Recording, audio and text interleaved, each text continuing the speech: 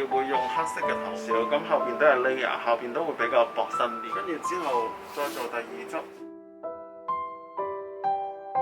做翻一個小斜線。每一層會有一個 layer， 一個 layer， 咁我哋就算黑色頭髮都輕輕扭一扭轉，擰轉，跟住之後，我哋可以就將